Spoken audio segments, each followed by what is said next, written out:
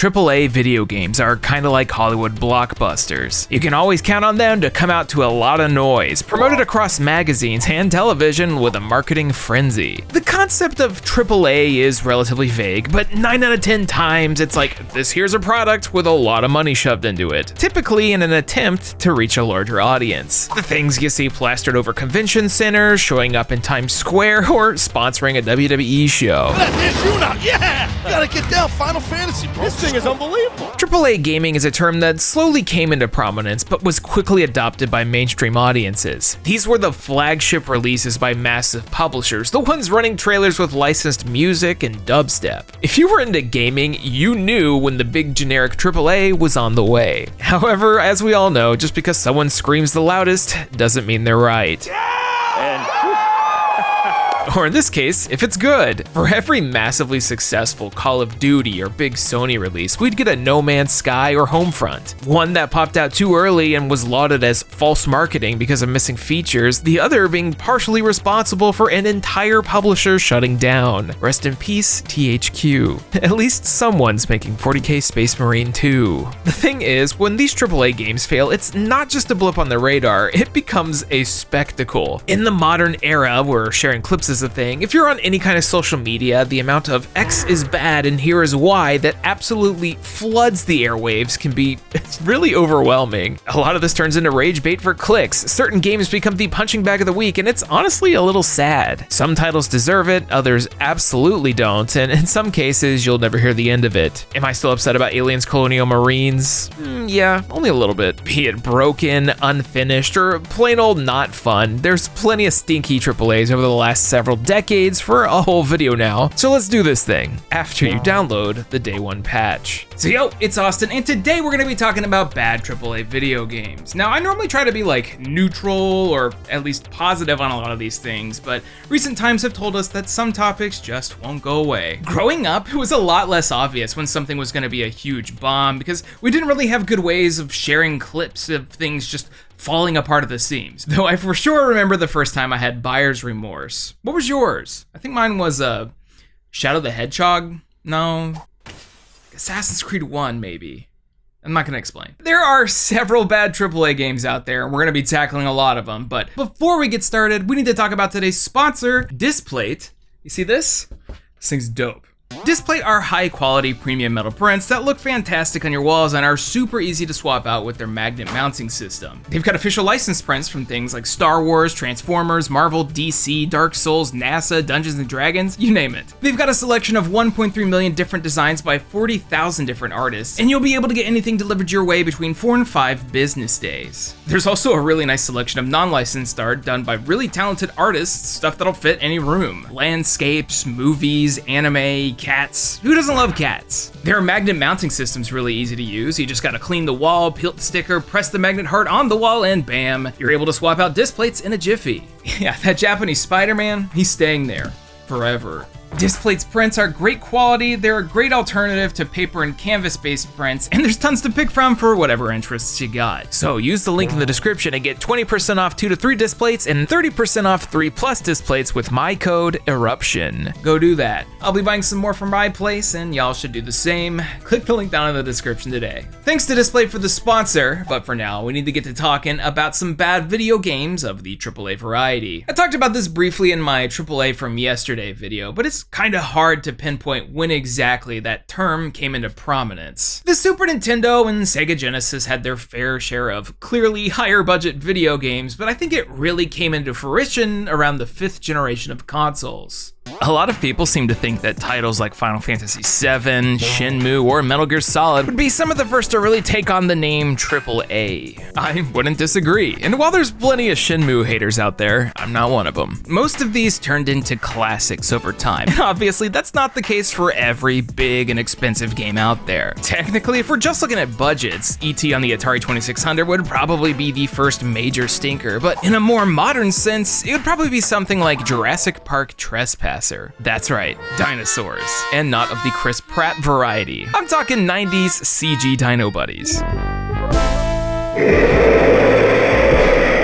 Developed by DreamWorks Interactive and published by Electronic Arts in 1998, Jurassic Park Trespasser is one of the weirdest mishmashes of concepts that side of the 90s. Imagine the slowest first-person shooter and also co-op. Trespasser is actually a sequel to the film The Lost World, and you control a character named Anne, one with a health bar tattoo you can see anytime you look down, and nothing else. She does a lot of narrating, and so does Richard Attenborough, who's reprising his role as John Hammond. For 1998, the budget's clearly there. It looked great, it had a lot of cool concepts and unique, innovative ideas. It gave you the ability to pick up objects and move them around, which was not common. The problem is, the controls here are the absolute worst. DreamWorks Interactive somehow made Surgeon Simulator in the 90s. In order to do anything with your hands, you essentially move your arm and joints individually, literally holding click and dragging in order to poke around. You can wiggle like nobody's business, but this also makes aiming and blasting dinos way more difficult than it needed to be. I mean, look at these guys, they're so scrimblow. Also, yes, melee weapons have you swinging the mouse. Check out this S-tier gameplay.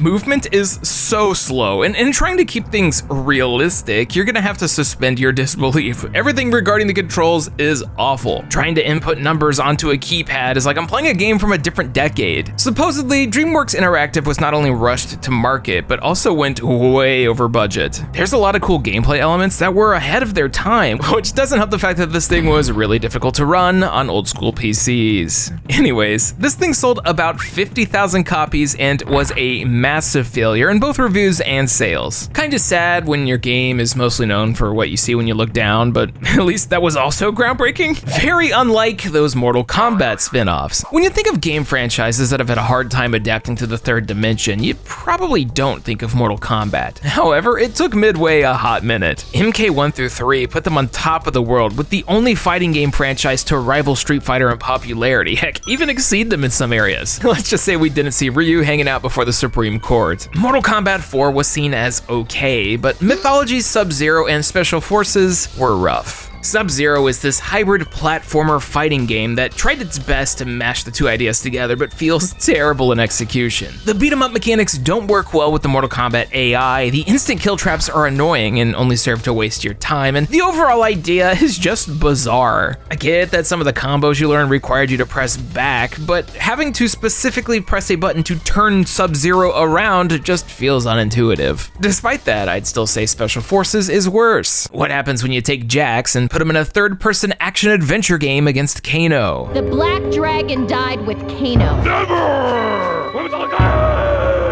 You get Mortal Kombat Special Forces, a title that is most notorious for being seen as one of the worst games of all time. Midway was trying to get a bunch of spin-offs starring some of the more popular Mortal Kombat characters, and the whole idea made sense, but they sure ended up creating something totally uninspiring. You basically play as Jax because Sonya was removed in development and run around the most great-looking areas, grabbing key cards and shooting or punching dudes with toddler-friendly combos. You unlock more as you level up, although most of them are terrible, so you spam the same ones over and over. Play this for 10 minutes, you get the gist. Also, there's a weird giggle in the background sometimes after you pull off combos, and I'm not sure why.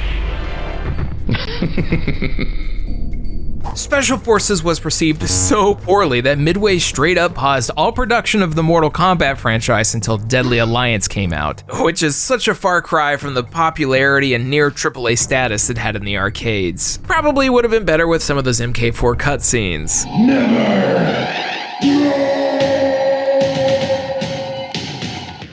One more from the early days before we move into something a bit more modern, but it's probably the most notorious. Everyone knows Doom, everyone knows id Software, and a lot of people know John Romero, but you know, 20 plus years of people saying Dai Katana was bad wasn't enough.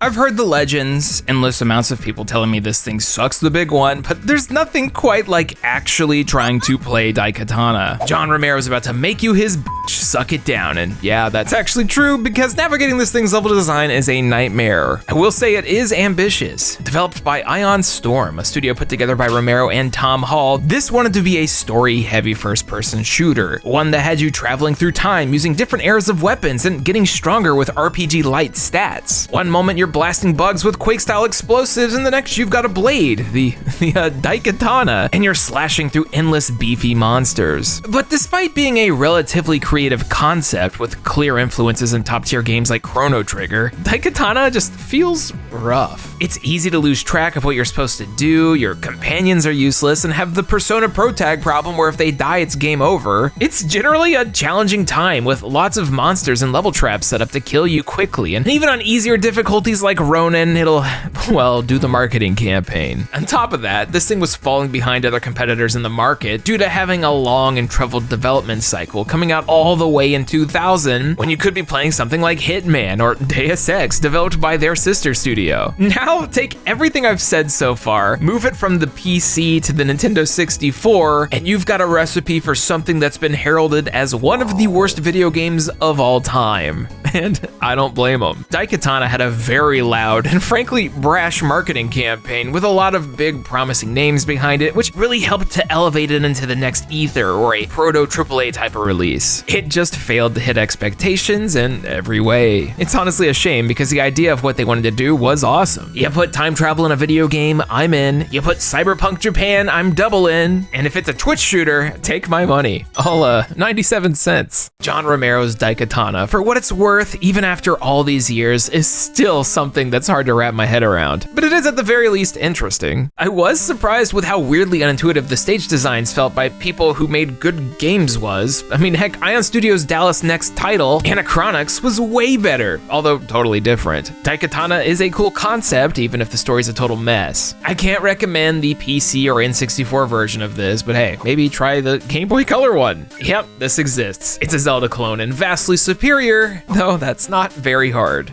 What was considered AAA in those days might now be considered small budget because things are out of control. When Final Fantasy VII was reported to have a nearly $80 million budget, that was considered a lot. Now you got companies spending $100 million like it's nothing, and suddenly those big fancy PS1 titles are looking pretty cheap. However, at a certain point, it seemed like everyone was trying to grab a piece of that big fancy AAA pie, which means that a lot of games were going to be left in the dust, or if you'd rather, forgotten AAAs. Look, I'm just saying there's probably only like 10 people out there who remember XSquad. The one developed by Square Electronic Arts. Like, yeah, Squaresoft and Electronic Arts. There was a brief period of time prior to merging with Enix that Square would team up with EA. Challenge everything. In order to help market and publish the other company's titles across the sea. And hey, it worked. This was mostly a publishing deal, but there was one game they worked on together, PS2 launch title XSquad. Also known as Crossfire in Japan, XSquad has to be one of the most sign of the times releases out there. It screams early PS2, but not in a good way. I mean, to be honest, with the exception of like Tekken Tag, SSX, Dynasty Warriors 2, and a few other titles, a stunning amount of the PlayStation 2's launch lineup was rough. XSquad is a third-person shooter with a god-awful camera that whips around 24/7, one that has your character positioned on the bottom of the screen like a dad selfie. It's got a weird input delay that's just the best for aiming guns, so thank the Lord for auto-aim. It's not quite the bouncer levels of ridiculous, but the character designs here are extremely the year 2000. Like, we just saw The Matrix and a Visual Kei music video before sitting down at the drawing board. It's also an audio nightmare. And unfortunately, this thing would be EA Square's only developed title, and well, I guess we can see why. But at least it's got the sickest title screen on the entire console, probably. Speaking of PS2, how about Narc? Yeah, sorry Midway, we're not done. Or if we're talking on the Xbox, Narc, big hit, 1995 friend prices. Like selling a friend a used game? If you try and sell them Narc, that friendship's over. Narc is a reboot of 80s arcade title Narc, a title about being a narc. And no one likes a narc. The original was wacky and one of the most violent games of its time, and when things were starting to get a little more extreme in the 2000s with gaming violence, Midway knew they needed to bring it back. You could tell they wanted that GTA market. I'll kill you all! I'll kill you all! Except remove all intelligent writing and instead embrace vulgarity. It's childish on a level you only hear in middle school, like conjunction junction, except and is replaced with f. This thing is pretty lifeless, uninspired, and weirdly dark the entire time. The entire game takes place in the eternal night. I mean, I guess people aren't doing big video game crimes in the middle of the day, but still. It does have an arcadey feel to it, which is a nice touch, but at the end of the day, it just seems like a cheap imitation. Even if you're doing Mortal Kombat style combos on dudes before you arrest them. I kinda feel the same way about Kakuto Chojin, back alley brutal for the Xbox. The fighting game published by Microsoft, but actually developed by the people from Dream Factory of Bouncer and Airgeit's fame. This thing looked decent, but in comparison to other fantastic 3D fighters on the same console, like Soul Calibur 2 or my favorite, Dead or Alive 3, like, why would you pick this one? Jojin is actually most famous for getting removed from store shelves worldwide because of offensive religious content that I'm not gonna get into. Visually, this thing was awesome, and its original Xbox showcase was impressive, but unfortunately, it kinda sucked. You can say basically the same thing for Red Steel. Ubisoft's launch title for the Wii was one of its most shown off at the time. If you wanted something day one that wasn't Twilight Princess, Trauma Center, or freaking Barnyard, you probably wanted Red Steel. It just barely worked as advertised. The controls with the base Wiimote were rough, and I could never get this thing to work in a seamless manner. We'll dive into this more another time, because eventually it did get a cool sequel. But at the very least, Nintendo Power loved it. Yeah, even more than Pokemon Red and Blue.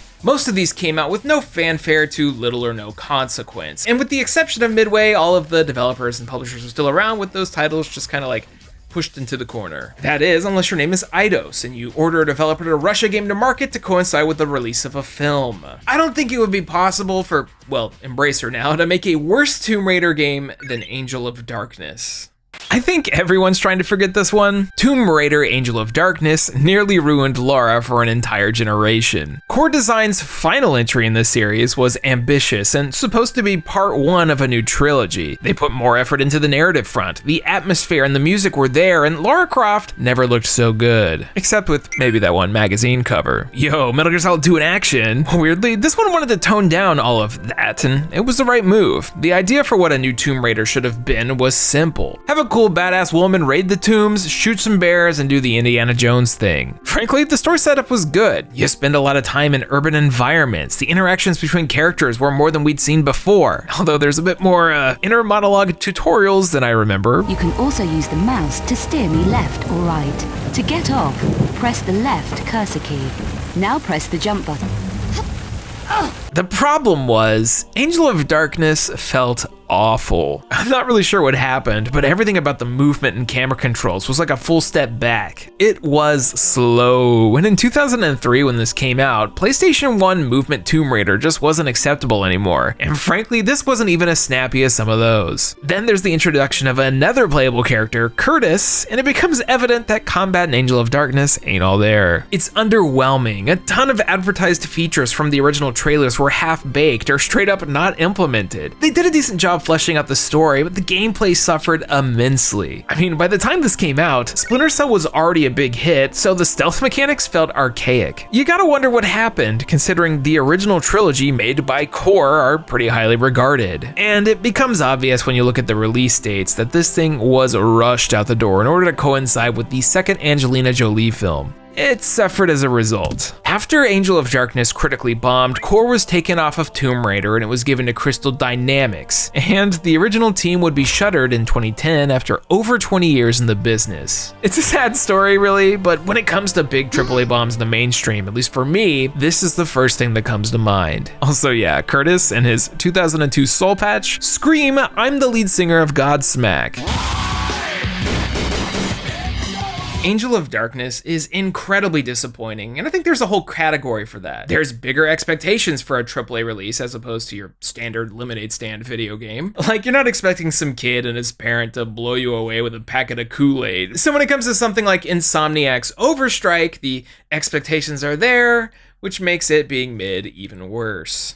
Oh, did I say Overstrike? Sorry, I meant Fuse. I'm of the lukewarm take that Insomniac Games is really good. Even when faced with the dreaded movie crunch deadline, they're still able to put together something that's at the very least pretty fun. Prior to Marvel's Spider-Man, they were dabbling a bit more in developing with publishers besides Sony, which actually gave us the amazing Sunset Overdrive, highly recommended, but also Fuse. Teaming up with Electronic Arts, say hi again y'all, Fuse is what happens when you let a couple of 12-year-olds dictate the future of your product. The original Overstrike trailer had a fun, cartoony, and campy vibe set to Tick Tick Boom by the Hives. It showed us a 4-player shooter with robots and a goofy atmosphere that was something you would expect from Insomniac.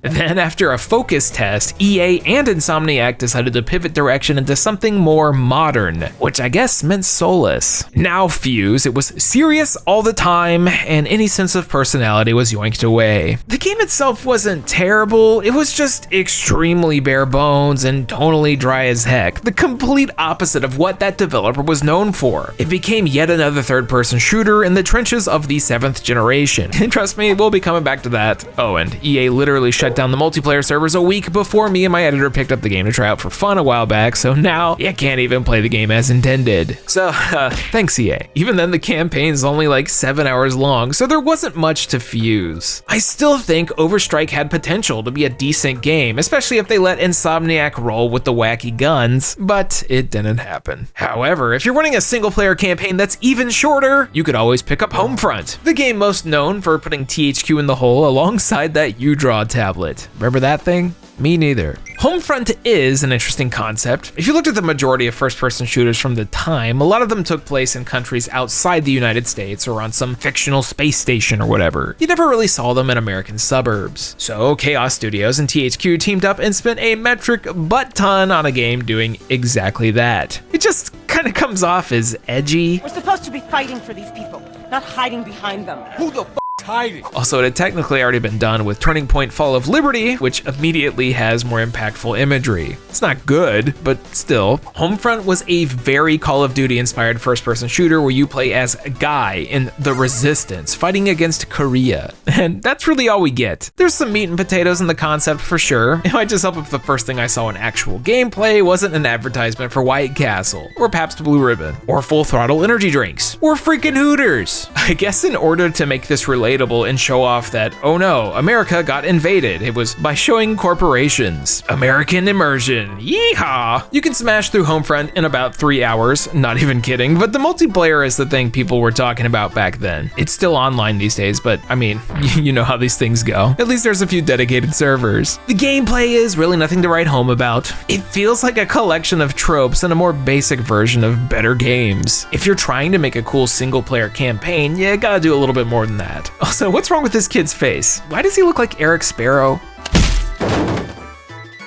I got one more disappointment I want to talk about, but I'm not really sure if anyone's gonna agree with me. However, I was a big fan of Volition's Saints Row, specifically 2. I think that game rules. So you might be thinking I'm talking about the new Saints Row, but I haven't actually played that yet. I'm actually referring to Agents of Mayhem, a game that should have been good. I'm not really sure what they were thinking with this one. In 2016, after THQ folded and Volition & Co. shifted over to Deep Silver, we'd see rumblings of Agents of Mayhem appear online. Saints Row 4 kind of went off the deep end, but in a fun, wacky way, and Agents looked like it was going to be taking place in the same universe, picking up the mantle and building on it. I mean, it was purple. It had the fleur-de-lis symbol. Johnny Gat is literally a character. They even introduced what looked like a hero shooter. You had tons of playable characters, each with different abilities, ones you could individually level up and play in an open world. So when you think of Volition and Saints Row, you might have expected a fun 2 or 3 player co-op experience where you blow stuff up and do the whole now classic shebang. To me, a winning formula. Cartoony 80s silliness in a shooter with a wide cast of characters, crazy abilities, and taking place in a bright neon Seoul. Except it wasn't co-op, and it lacked everything that made Saints Row fun. It was just batches of missions with a generic story that you played by yourself, which is weird because the actual shooting and movement mechanics were alright. I mean, I'm simple. You give me a game with a triple jump, I'm in, and the shooting can be snappy or blasty depending on who you're playing as. You even got like bows to toss things up. Some of the cast are fun, some of the individual characters are unique and feel good to play, but it is a ridiculously missed opportunity to not make this multiplayer. I genuinely believe Time would have treated this thing differently if it was, especially considering you've got 14 different agents to pick from. Apparently, Volition thought making it single player would cause it to stand out in the crowd of all the multiplayer shooters, but that was clearly a massive mistake. They also committed the sin of having a lot of DLC out the gate, most of them being skins, which didn't even make sense for a single player title. I think Agents of Mayhem could have been great with a little more development time and co-op implementation, but unfortunately it fell short. I played this thing for like several hours, and I'm having trouble coming up with things to say for this video, which I think really says it all. It's kind of like generic video game, the game, and that's That's the worst thing you can say about something made by the people behind Saints Row 2. Though I wouldn't hate a new red faction. The last one of those we got was on the PlayStation 3 and Xbox 360, which means yes, it's time to dive into the 7th generation of video game consoles. AAA was in full swing during this era. You had E3, booth babes, terrible covers of songs, dubstep, you name it. You want celebrities? Have them. All of them. Those years were like a dream for gamers and publishers, but also kind of a nightmare. I find the 7th generation of consoles to be the most memeable. It's where all the big press conference quotes come from, as well as some of the biggest bombs in gaming history. PS3 has no games, my body is ready, giant enemy crab, PS4 has no games, y'all get it. Peggle 2!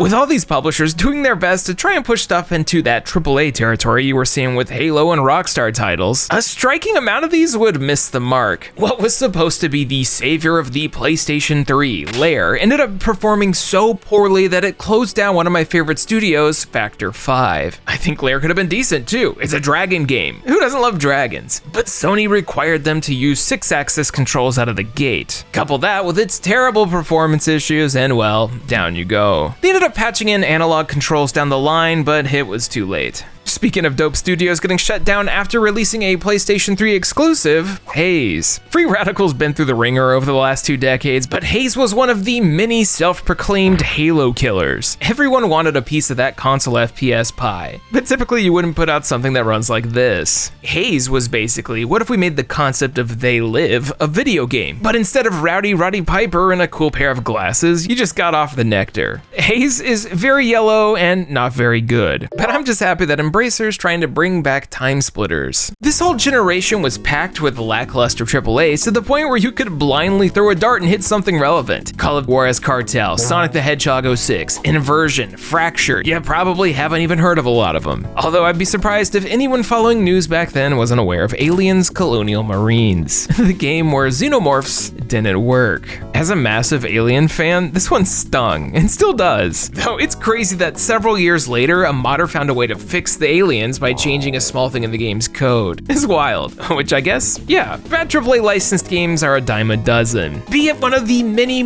superhero titles or that Star Trek reboot tie-in where you can do this, there's plenty of picks for everyone. So I'm gonna talk about Battleship. Yeah, Battleship, based off of the film, based off of the board game. I'm gonna go out on a limb here and assume that you forgot they made a film on the children's board game Battleship, let alone then adapted that into a video game. But yeah, this is that. Activision at its finest. What do you even do with a Battleship video game? Well, the whole plot of the film is, as you would probably expect from the 60s living room classic, aliens. Aliens are here! You must defend Hawaii. Despite being developed by Double Helix, who have made some dope stuff, this thing is a big stinker. It wanted to combine shooter elements with real-time strategy where you move ships around and get to fire the cannons at other ships, but it's just horribly generic in every single manner and feels like something that doesn't need to exist. What's the story? Who cares? It's just shameless marketing. There's other terrible AAA licensed games from every generation, like that Dark Alliance reboot or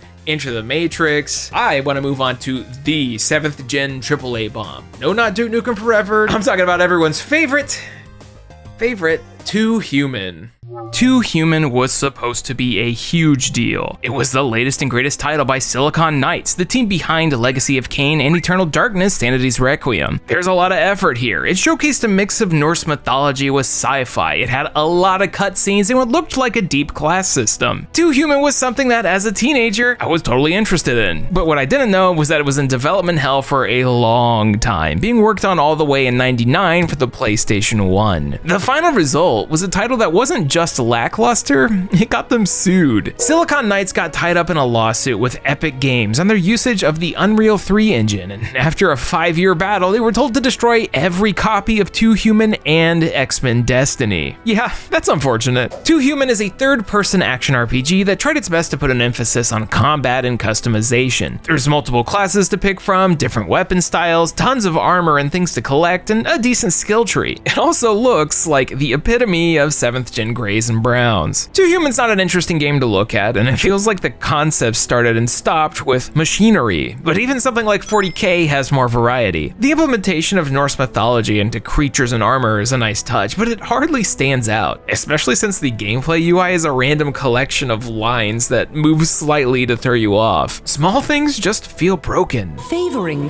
a master of the berserk with the blessings of Odin. Two Human tried to go all in on the combat, but what we got was something that feels terrible. You've got guns that work with a lock-on system, but any melee attacks are done by tilting the right analog stick. Kinda feels like Arkham Asylum, but done terribly. On top of that, the camera controls are basically non-existent, so you'll easily lose track of what's going on. If you die in combat, get ready for the longest respawn cutscene of all time. Two Human is a co-op experience, and that does make it slightly more enjoyable, but like barely. Although it is a good way to test out the stability of your social links. This thing was like the poster child for bad AAA games in the 7th generation, and everything you've heard about it is true. I'm sure there are people out there who have fun with this one, but it ain't me. Although to be fair, it is the best video game that came out on August 19th, 2008. Two Human is definitely not a masterpiece, but at the very least, it didn't require a day one patch to run. The 7th gen had a ton of garbage, let's not kid ourselves, but modern gaming is a whole different beast. If you look at like all video games, a stunning amount of them require a day one patch or some kind of update in order to run, or in some cases, be good. Back then, when something was actually unfinished, it was considered bad, but now it's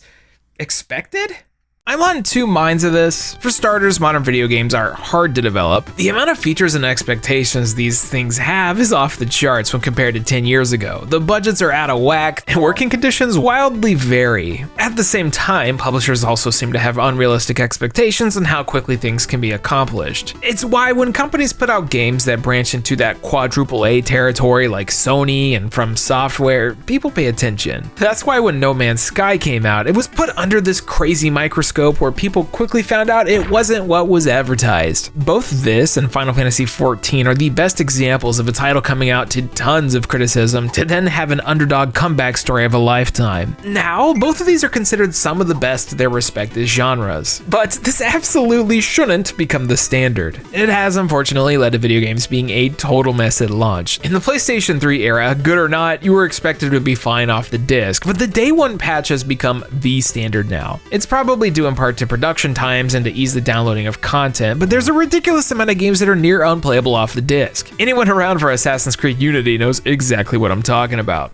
Yep, this looks good and finished. Never minding the changes from the early showcases and misleading promises of co-op, Unity was a mess and is often considered the worst Assassin's Creed, next to 3. Same with the original Watch Dogs. Companies are kind of leaning into this. And now, when a game launches without needing a big patch, if it runs well, it's like a surprise. I don't think day one patches are bad. It allows developers to fix things, but it shouldn't be expected.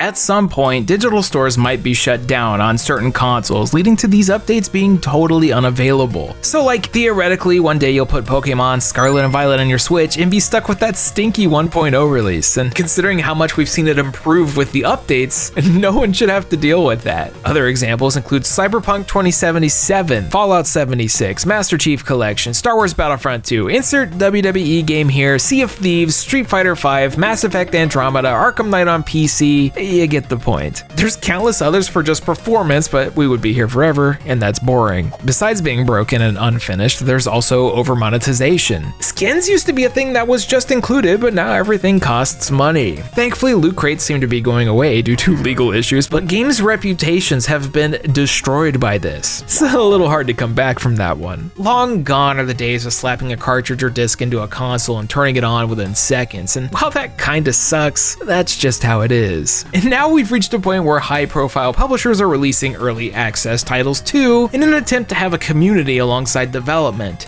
But sometimes a game comes out that's expected to be a good product, but fails in every aspect. And I'm not talking about Gotham Knights being meh, or Star Wars Jedi Survivor having a crappy PC port. I'm talking about a major exclusive hyped game failing in just about every aspect. It doesn't happen often these days, but when it does, gamers be doing the gamer thing. What's sad is that there's a lot of games that apply to what I just said. I mean, even in like 3 months, there could be a lot more that apply, and that's upsetting. But we're gonna be ending this with the most recent critical AAA disaster, one by a studio that shares my namesake. I don't know how or why, considering the developers made some good stuff, but Redfall is really rough.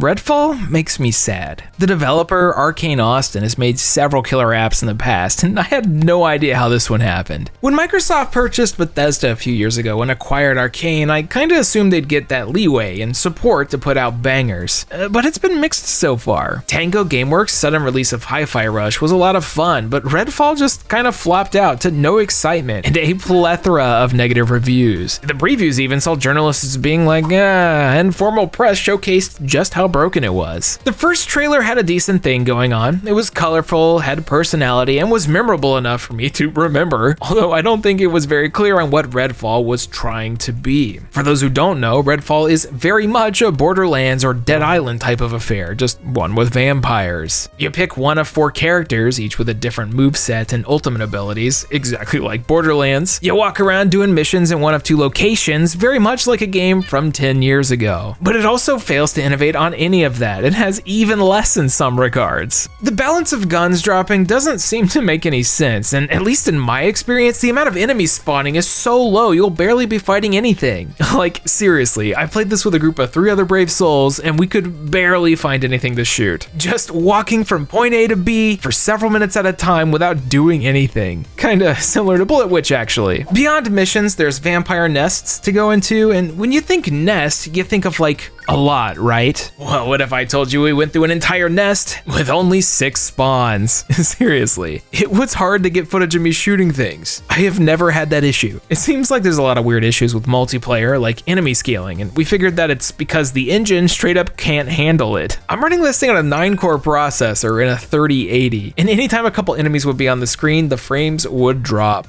But that's just performance. For gameplay, I didn't really feel my character improving individually. The skill tree felt insignificant, and I didn't feel a difference in the guns that were dropping. In fact, the first shotgun I got was so overpowered compared to everything else I picked up that it felt like I got it on accident. I did briefly entertain the idea of doing a 100% video on this, but legit felt like it was so rough, my soul was leaving my body. Not to mention we kept disconnecting from each other, T-posing, and the whole spectrum of dumb glitches. But I am glad they let you hear your friends' flashlight sounds.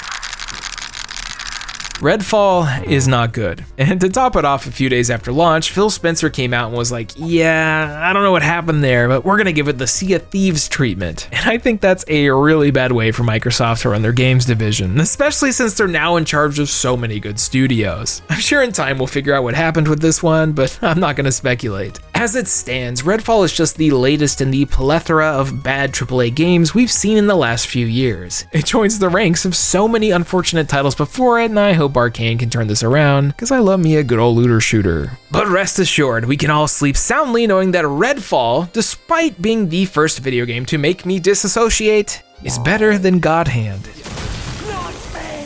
What a fun fight. I'm never gonna stop making that joke. Sorry, IGN. So there you have it. A bunch of bad AAA games in the bag, and now I need to disappear and play Jedi Survivor. I need to play a good one. It's really interesting to see what was classified as AAA, like even 10 years ago, because at this point, it's like music or movies, where it was a time capsule of the trends. I know I definitely missed a lot of games, and what is bad is subjective, so if there's something you think I should mention, you should let me know down in the comments. You know me, I'm always looking for new stuff. If you like today's video, check out today's sponsor, support the Patreon, become a YouTube member, comment, like, subscribe, do all the things. You know how it do. I also got shirts over on the Pixel Empire, and all the money goes back to supporting the channel. And we got a lot coming this month, I'll tell you what. Going through all these old games made me realize there's a ton of franchises and dead IPs sitting around, so you know, maybe we'll do something with that next. Anyways, I've been Austin, and catch me next time when we do what I just said. It's already being edited. Thank you so much for watching. Special Patreon shout out to Aaron Kwolek, Blackfoot Ferret, Blake Thomas, Cheeks, Chris Shelton, Doug Prince, DX Buster, David Molnar, Elijah, GM Pinks, Hey Quiggles, Idlewise, Jay Roos, Jacoby Fitzpatrick, Kevin Zanowski, Karen Arter, Nick Irving, Ryan Talbert, and Vox. Thank you all so much for your generous support. I hope y'all enjoyed the video. I played a lot of bad stuff for it, and it was kind of sad, but at the same time, you know, Dai Katana, don't do it. We've got a lot of content content coming in the next few months, so stay tuned. There's going to be a couple of deep dives as well as a couple compilation videos like this, and I think they're all pretty good topics, so stay tuned. We're also coming up on 10 full years of me doing YouTube, and that is pretty crazy. So if you can think of any ideas for what we should do for that, let me know down below. I'm still thinking on things. I'll catch you guys next time. Bye-bye.